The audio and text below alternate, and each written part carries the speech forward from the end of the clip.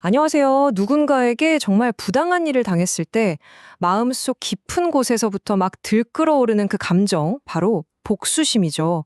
이건 뭐 인간이라면 누구나 한 번쯤 느껴봤을 아주 강렬한 충동인데요.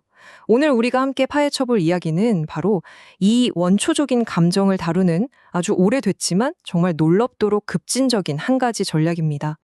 맞서 싸우고 싶고 받은 것 이상으로 되돌려주고 싶은 그 뜨거운 마음 다들 기억나시죠?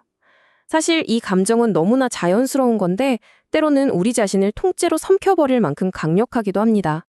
그런데 말이죠. 지금으로부터 약 2000년 전 사도 바울이라는 사람이 쓴 한 편지가 이 복수심에 대해 아주 놀랍고 어찌 보면 우리가 생각하는 것과는 정반대의 대안을 제시합니다. 그가 제안한 방법은 대체 무엇이었을까요?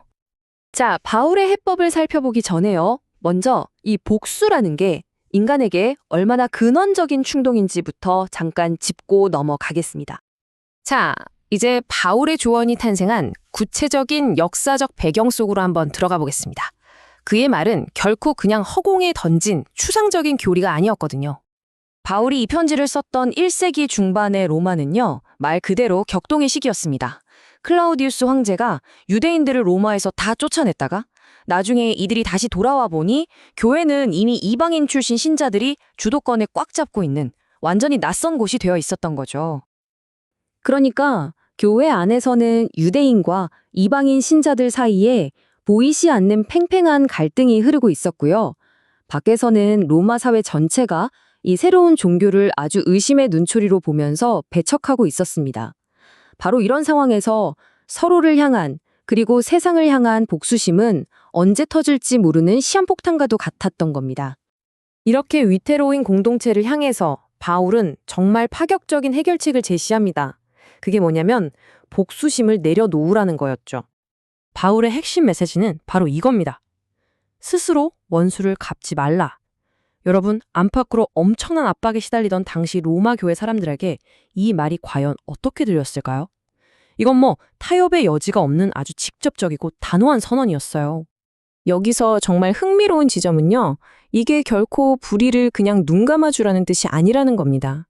오히려 정의를 실행할 주체를 불완전한 인간인 나에서 가장 완전한 존재인 신에게로 옮기는 거죠. 이건 소극적인 포기가 아니라 아주 적극적인 믿음의 행위인 셈입니다. 생각해 보세요. 인간의 복수는 어떻죠? 감정에 치우치기 쉽고 그래서 또 다른 갈등을 낳는 경우가 많잖아요. 하지만 신의 정의는 이 모든 악순환을 완벽하고 공의롭게 끝맺는다는 개념입니다. 그러니까 이건 정의를 포기하는 게 아니라 오히려 가장 완벽한 방식으로 정의가 실현되도록 길을 여는 거라고 할 수 있겠죠. 자, 이제 바울의 조언 중에서 가장 흥미롭고 또 가장 생생한 비유로 넘어가 보겠습니다. 이름하여 뜨거운 숯 전략입니다. 아니, 원수가 배고프면 먹을 걸 주고 목마르면 마실 걸 주라니 상식적으로 좀 이해하기 힘든 조언이죠. 게다가 그 결과가 머리 위에 뜨거운 숯을 쌓는 거라니 이게 대체 무슨 뜻일까요? 좋은 뜻일까요? 나쁜 뜻일까요? 이 뜨거운 숯은요, 복수의 도구가 전혀 아닙니다. 오히려 정반대죠. 이 전략의 목표는 상대방을 파괴하는 게 아니에요. 자, 보세요. 예상치 못한 선행, 즉 원수의 배고픔과 목마름을 채워주는 행동을 하면요, 상대방의 마음속에 어떤 효과가 일어나냐면 내적인 불편함과 부끄러움이 생긴다는 겁니다. 이게 바로 뜨거운 숯의 정체죠. 마음을 뜨겁게 하는 양심의 가책이요. 그래서 최종 목표는 그의 양심을 깨워서 증오의 악순환을 끊고 회개로 가는 길을 열어주는 겁니다. 이야, 정말 급진적인 사랑의 방식이죠. 이제 바울의 논증은 그 절정으로 향합니다. 이 모든 놀라운 전략들 뒤에 숨겨진 궁극적인 원리가 드디어 모습을 드러내죠. 바로 이 한 문장입니다. 지금까지의 모든 설명을 관통하는 핵심이죠. 악에게 지지 말고 선으로 악을 이기십시오. 생각해보면 악에 맞서서 똑같이 악으로 대갚아주는 건 결국 악의 게임의 규칙에 말려드는 거잖아요. 그건 악에게 지는 겁니다. 하지만 우리가 선으로 대응할 때 우리면 그 게임의 규칙 자체를 바꾸는 차원이 다른 싸움을 시작하게 되는 거죠. 자, 오늘 이야기 한번 정리해 보겠습니다.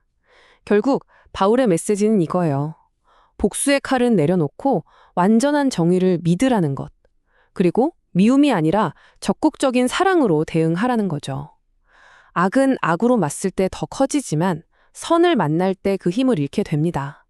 이것이 바로 분열과 억압으로 고통받던 로마 교회를 향한 바울의 해법이었습니다.